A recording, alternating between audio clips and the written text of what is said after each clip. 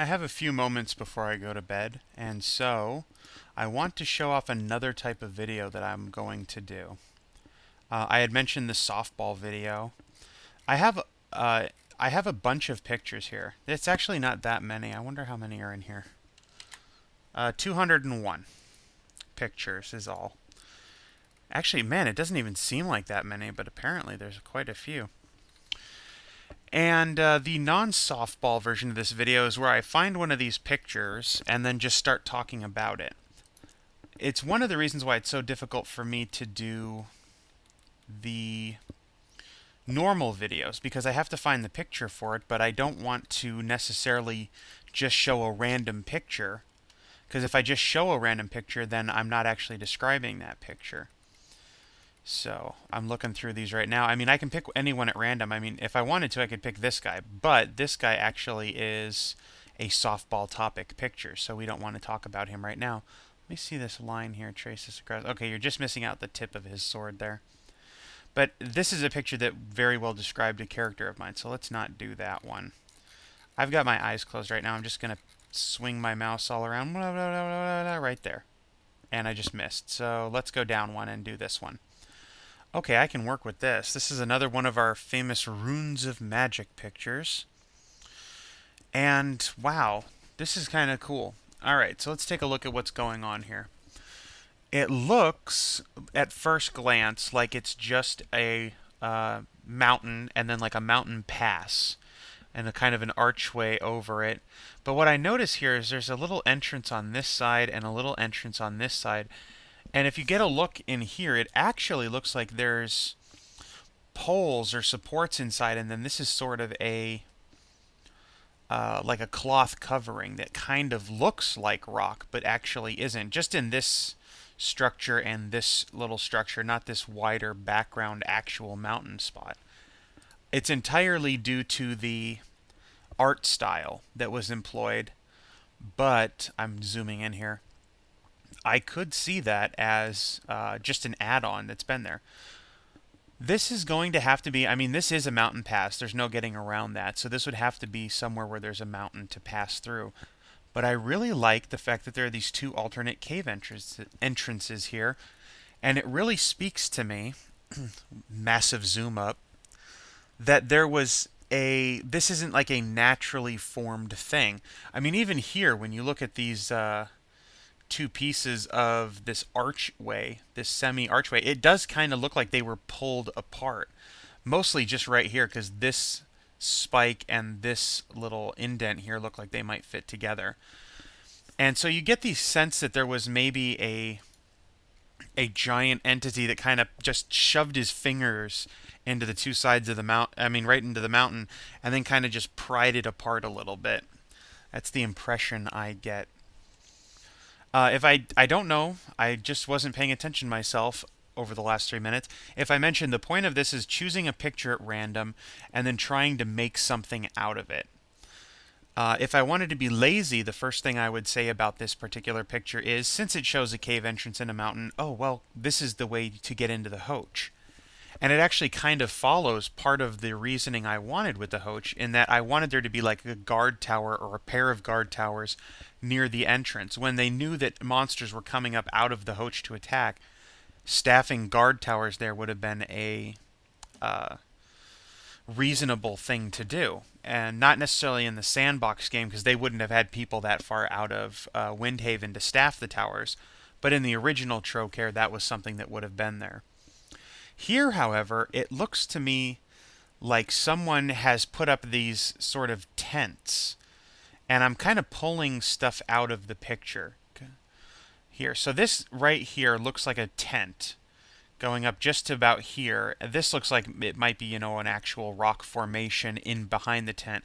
The tent would end right here with this section. This is going to be kind of weird. It depends on how well the resolution shows up. And once again, it looks like there's a tent here, and then following right in through here, that's the tent, but behind it is an actual rock formation. So the tent's a butt against it, and they're very well camouflaged. Especially from a distance, you would have no clue that these were artificial structures next to the mountain. None of this has to be the case. I actually wish there wasn't all this white space over here. One of the things that's kind of missing, as I go on a tangent, from the Windows picture viewer, at least in Windows XP, is you have to view the picture in the center of the window. You can't slide the picture over to the left or the right side. Let me hit this button and then kind of do this and then pull this over in here. There, that kind of fills it up a little bit better. So, if we wanted to, I don't like the idea of it being a tent so much though, because then it just assumes that there's a couple creatures that live inside the tent here, and you can see the size of this tree, or these two trees, in comparison to the tent. So these would be rather big tents if we allowed them to be tents. So, I mean, even with that size of a tree though, you're not going to have more than like a dozen or 2 dozen creatures, maybe 3 dozen between the two of them in this area. If, however, we allow that they are alternate entrances to like an underground compound that is built near this pass, I wonder. There is a group, and again, I don't like going to things that I've already created all the time, but there is a group called the Cliff Raiders of Abamal Ali that I invented. It was the first prestige class I ever made up in 3rd edition. And they were obviously based on an Arab kind of model, but their whole shtick was they lived on the tops of cliffs, and then as you had to pass through this mountain pass, they would jump off the side and attack you. They would wear a long sash around themselves, and it was tied up in a certain way so that when they jumped down, it would catch them and stop them from being hurt from falling that long distance, and then they could just like pull on a loose end of it and they would come loose and fight you on the canyon floor. It would make sense for someone like them to have some tents down here. And I mean, it kind of looks like this is, you know, a long arching walkway that they could actually scale up the side of this and then kind of scale up and make their way back to the top of the cliff using that. It's an idea. It's an idea that I don't necessarily want to use. I really like the idea of you encountering this, and I don't want it to be a mountain pass back here. I actually want this to be sort of like a mountain pass that reaches a dead end. The mountain pass does not go all the way through. And so it's basically just this dead end canyon, and when you get to the end of it, there might be a cave entrance, or it might slowly slope down underground into the mountain. Or even as you get to the end of it, there would be side passages, caves that then go down into the mountains. And that would make more sense to me. And then you would have these entrances here. There would have to be some sort of extensive cave system or tunnel system underneath the mountains, leading to me to believe that this is a sort of dwarven outpost. But I don't like them being that close to the surface. Dwarves being up on the surface. It could, utilizing the hordes of evil humanoids underneath, I could see kobolds or goblins, or you would have to get something even better than just goblins, because that's too low level an enemy for something this cool. Pull out some nice, something that can exist both above ground and below ground. Because they would have to come out. Basically, these would be just exits from their caves where they could come out and do raids and then come back down underneath and retreat to their subterranean headquarters.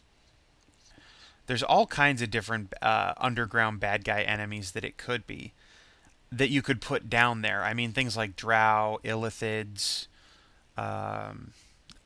I don't want to say Kuo-toa because while they can live underground and they do live underground, this is like a desert area, so you wouldn't want to use a water-based enemy like that in a desert area.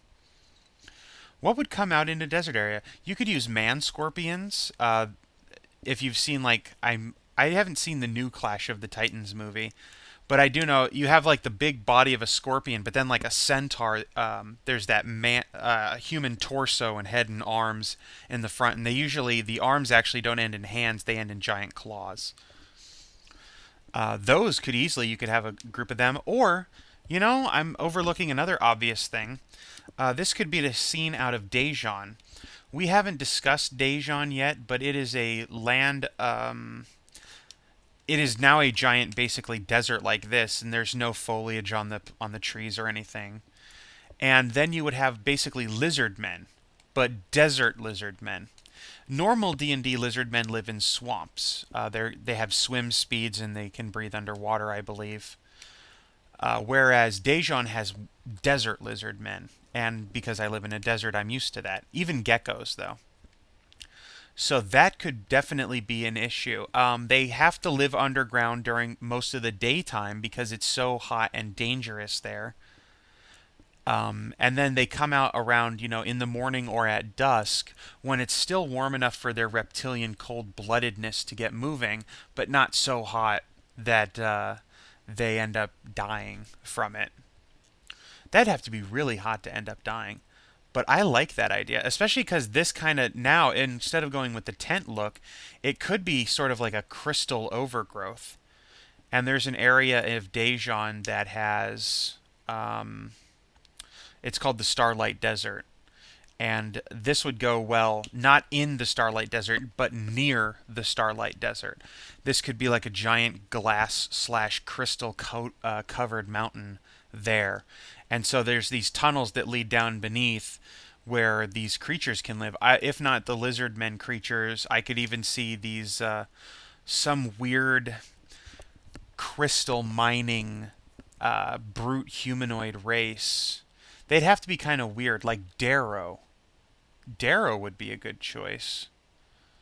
Or what's the other one? I can't remember the name of their race.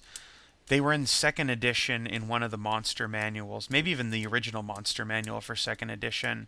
Elemental miners from they're miners from the plane of elemental earth, and they used even dwarves would summon them underground because they had such a prodigious talent at mining. But they looked like little brownies or pixies, not pixies, little brownies.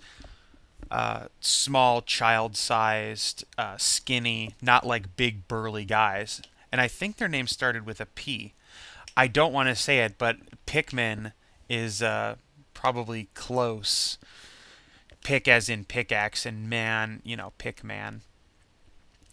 But yeah, I could see like a group of them filing out of there or filing into there to go to the mines. They might have like a work camp. These would not have to be the elemental miners who live underground and have dark vision and that. You would have like a slave camp outside of this area. And so there would be like a whole tent city outside of this cave entrance. And then you would have these every morning some other slave master race would then herd all of these mining slaves down these tunnels here, and even back down here, and force them to like basically make a pass through the mountain and dig underneath it. All kinds of stuff. You'd have to give it a lot more thought. This is off the top of my head, but there's a whole bunch of different ideas for it. I do like the idea of this being some sort of what essentially looks like a glazed mountain, where there's all this just.